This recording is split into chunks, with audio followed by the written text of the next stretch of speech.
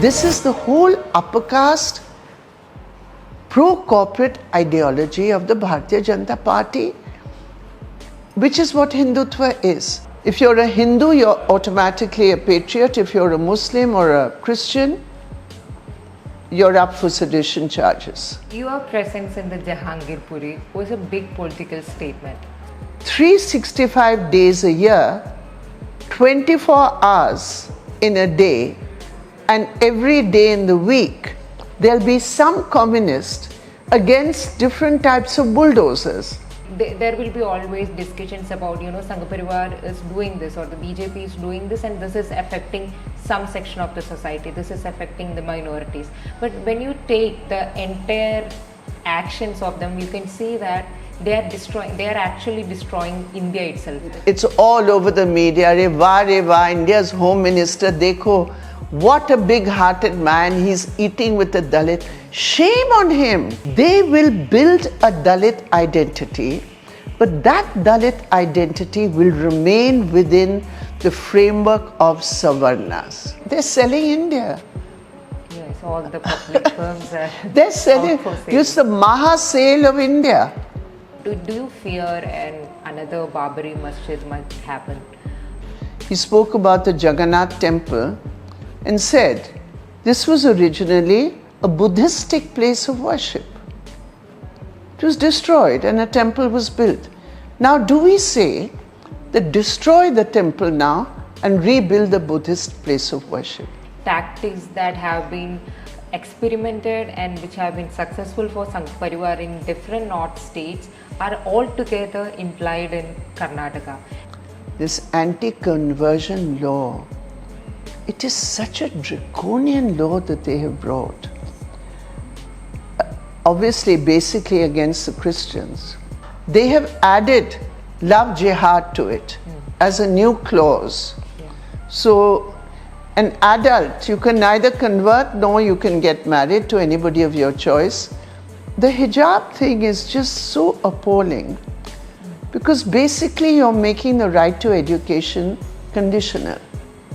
Now in Kerala, you have girls wearing the hijab who are doing so brilliantly. Today in DoolTalk, we have Brinda Karat with us. Welcome. Thank you, thank you. Your presence in the Jahangirpuri was a big political statement. So let me start from there. How important it is for the politicians to be there on the ground, like physically present on the ground for the people whom they are working for, especially in an era where your portrayal or your image in the digital media even like influence the way you get vote or anything. Like it plays an important role even in the election. In that kind of an era, how important you think for the politicians to go and stand with the people who are facing their biggest crisis? Well, I can't speak about quote-unquote politicians because there are many hues and colors and parties, but I can certainly speak for communists. And I think for communists, it is our creed to be with the people. Now, that day in Jahangirpuri, it just happened that the media were present.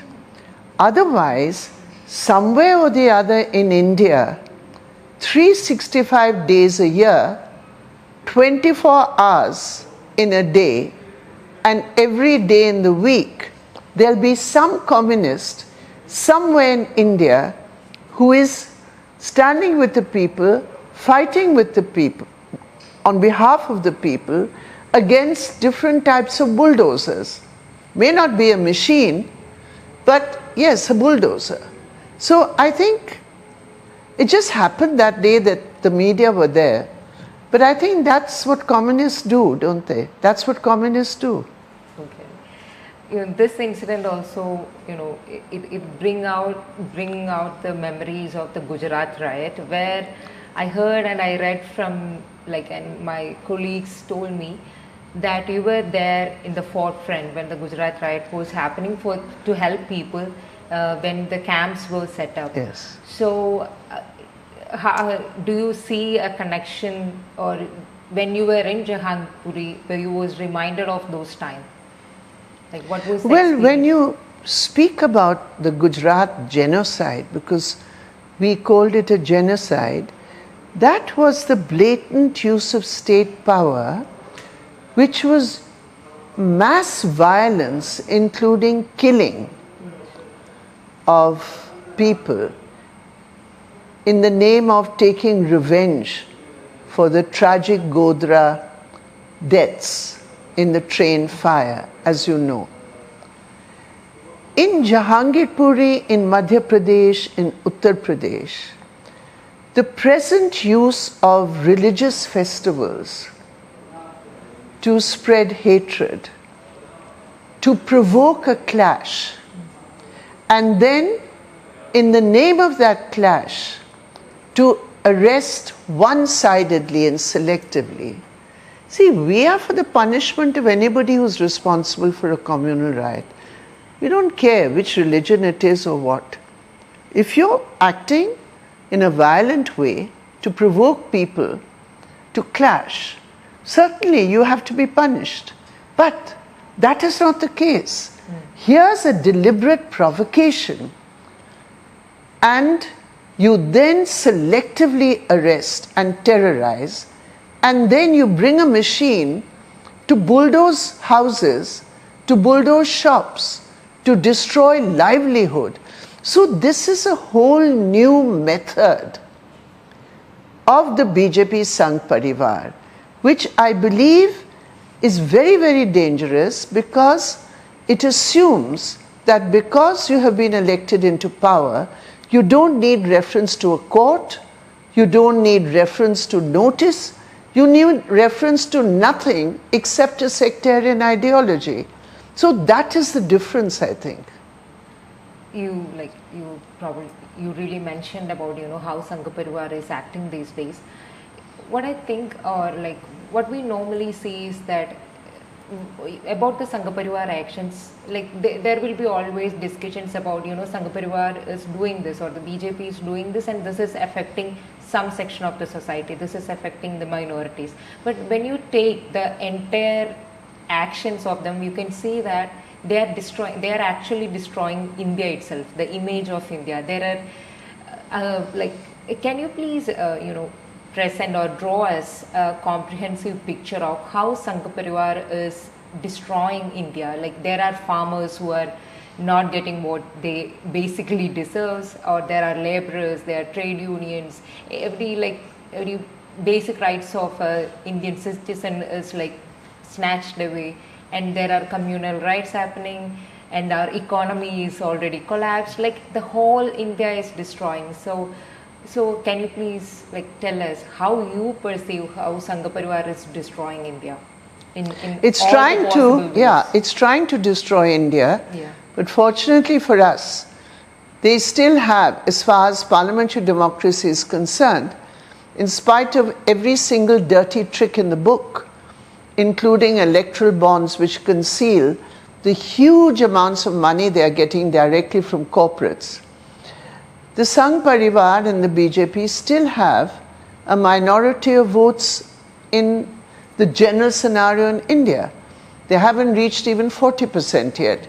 So 60% of the people of India have exercised their franchise against what the Sangh Parivar stands for. So yes, you are right. This is the path in which they are taking India, which is definitely going to lead not just to a destruction of minority rights, it's very much more than that. It's a destruction of India and destruction of the Constitution of India. Now, why do we say that? One thing, if you look, what does this ideology which is being put into practice using state power, what does it represent actually? What is this Hindutva? I mean, is it really something to do with belief in a particular religion? Is that what it is about? In fact, Hindutva is a political construct. It is a means to utilize religion as an instrument to gain political power on the basis of an ideology which in its very roots and its origin has never accepted the Constitution of India but has always preferred Manuvad and Manusmriti. Now, today if you have Sangh Parivar people glorifying Godse, if you have Sangh Parivar people or the head of the Sangh Parivar saying rapes happen only in India, not in Bharat, if you have a state like Uttar Pradesh, where a Dalit can be asked to lick the feet of an upper caste elite landlord or their representative in the village, why is this happening? What does it represent? If a woman has to defend herself from charges that she is responsible for the sexual assault against her, this is Manusmriti, this is Manuvad. This is the whole upper caste pro-corporate ideology of the Bharatiya Janata Party, which is what Hindutva is. But you know what I think is even more dangerous? That this sectarian ideology masquerades as nationalism. And therefore, automatically, if you're a Hindu, you're automatically a patriot. If you're a Muslim or a Christian, you're up for sedition charges. That's what they did during the freedom struggle. They divided India. And now that they have state power, that is what they are doing. Therefore, when you ask the question, it's not just minority rights, it's a wider thing. To understand the wider thing, we have to look at their ideology, which is nothing but a Manuvadi approach, a Brahminical approach. I don't mean Brahmins as a caste. I mean a Brahminical approach, which can fit in very well with their pro-corporate policy. You know, I mean, what they're selling India. Yes, all the public firms are they're selling. It's the Maha sale of India. Okay. Come and buy Air India at 30% of the price of its assets. Come and buy LIC. After having devalued and undervalued LIC, you're selling off India's public assets. What can be more anti-national than that? Tell me. So you mentioned how Brahminical they are, but at the same time, Sangh Parivar has always tried to say that, Dalits and tribals, they all try to bring all the sections of those people who are actually suffered from the Brahminical ways which the Sangh Parivar hails, to unite them in the term of being, you all are Hindu, so you should stand with us. Do you think like if Sangh Parivar is gaining more and more power, what will be the crisis will be for these people? Well, I believe that a very basic question to be asked is, with so much power, why is it that there is still a big section of Hindu believers who are not allowed into temples because they are still considered untouchable? Have you seen a single RSS pracharak support an intercaste marriage? If a so-called upper caste girl decides to love and marry a Dalit boy, have you ever seen any of these hordes who are there mob lynching out on the streets within a minute to lynch? Have you ever seen a single one of them say a single word when people try and prevent that marriage or in support of that intercaste marriage? Why? Because basically and fundamentally, they will build a Dalit identity, but that Dalit identity will remain within the framework of Savarnas and the Varna system. So the Savarnas will always be there, that framework will be there, and the untouchables will be recognized with a separate Dalit identity. Maybe they will form even an army forge, an army battalion in the name of this or that tribe or this or that community. but their place in the caste hierarchy will remain as it is.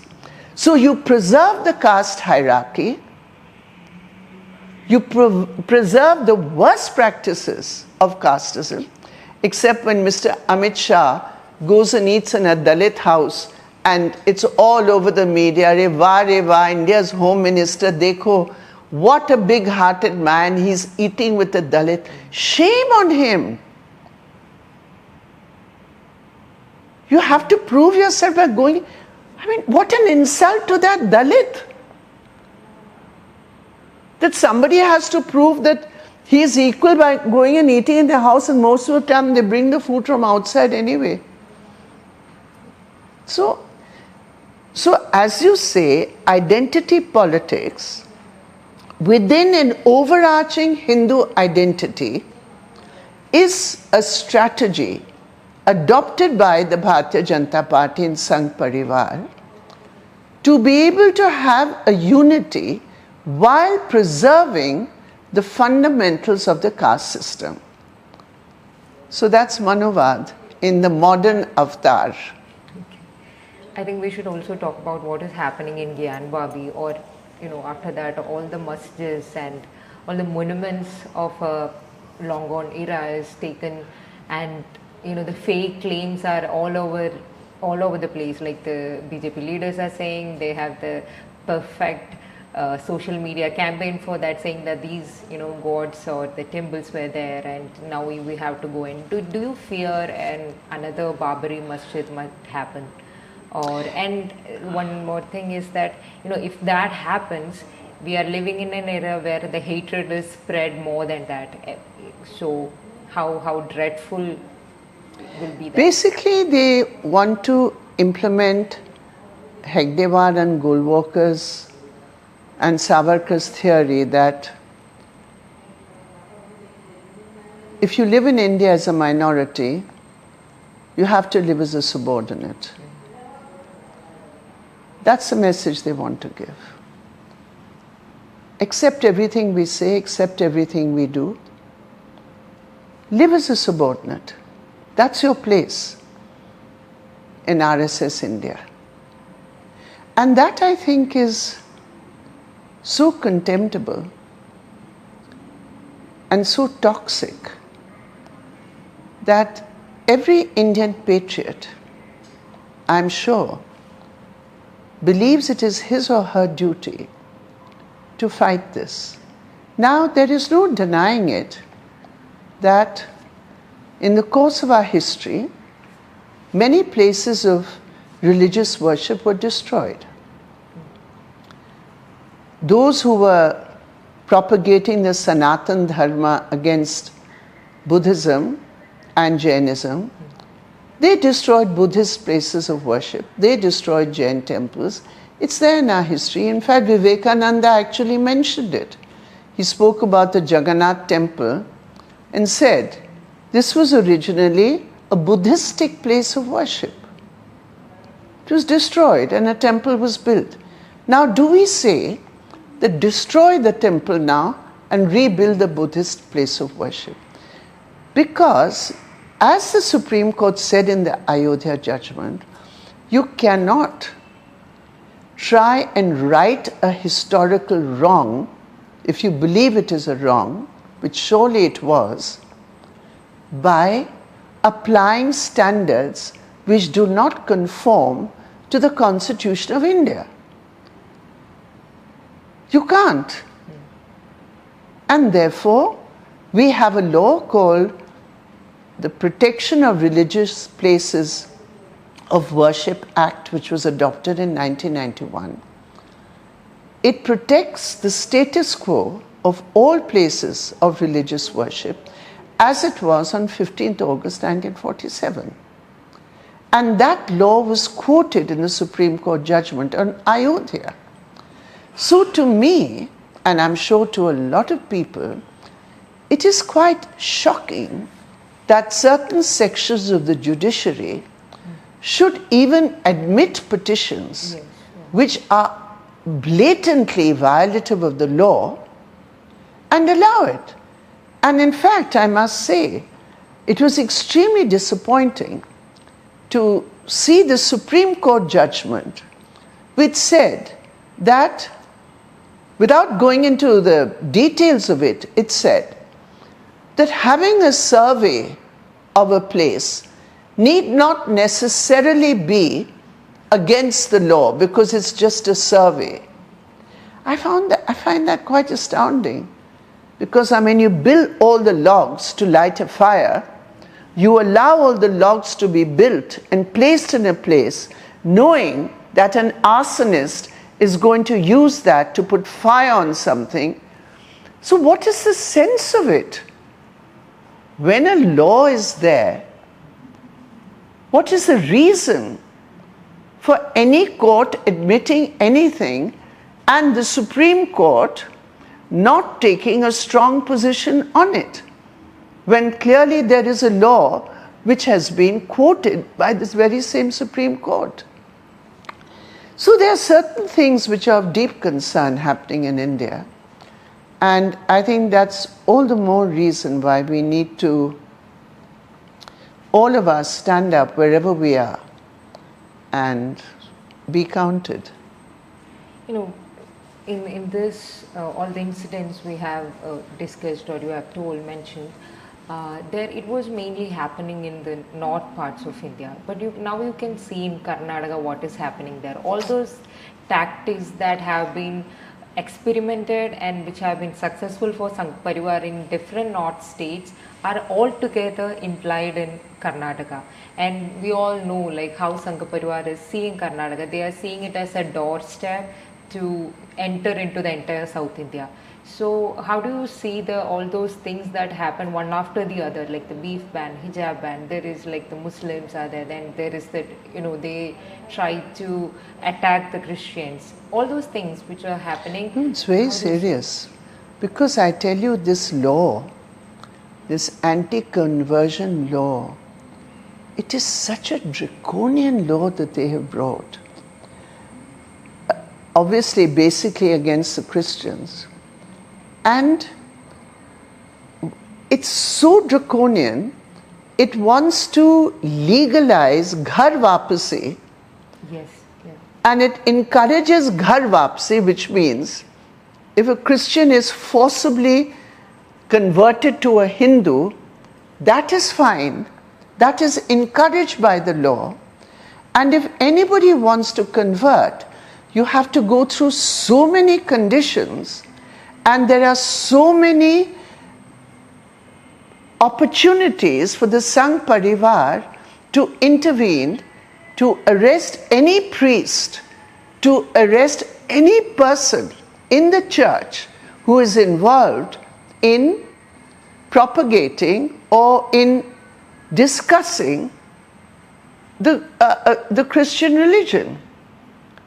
So this aspect of it is so draconian, and now they have added love jihad to it as a new clause. Yeah. So an adult, you can neither convert nor you can get married to anybody of your choice, because your choice will be either you go to jail or you send the person you love to jail. Those are the only two choices that an adult woman has who marries across caste and community. So it is draconian, and Karnataka, people say it's a laboratory of, this RSS Hindutva in South India, as you say. But the hijab thing is just so appalling, because basically you're making the right to education conditional. Now in Kerala, you have girls wearing the hijab who are doing so brilliantly. Yes. I think many of them are toppers and many of the subjects are taking. Entrance exams and And so what you're doing basically is, if a Sikh boy wears a pagri, that's fine.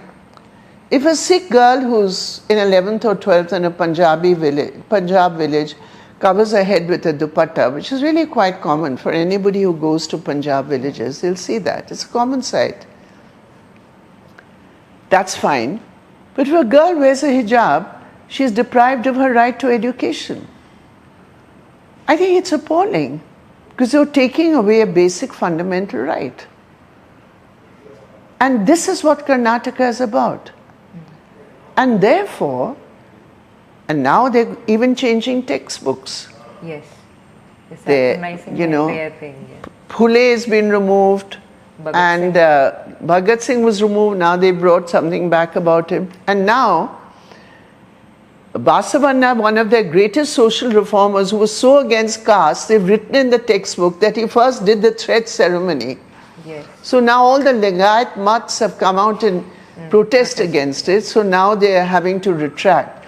But the point which you have correctly made is that Karnataka is something which is of deep concern, and I'm very happy that in Karnataka there are so many citizens of Karnataka who are forming platforms, who are coming together and who are fighting this, and trying to push the writers, intellectuals, poets, and political parties and mass organizations, teachers, professors. It's good. There's a mobilization against it, which is very encouraging.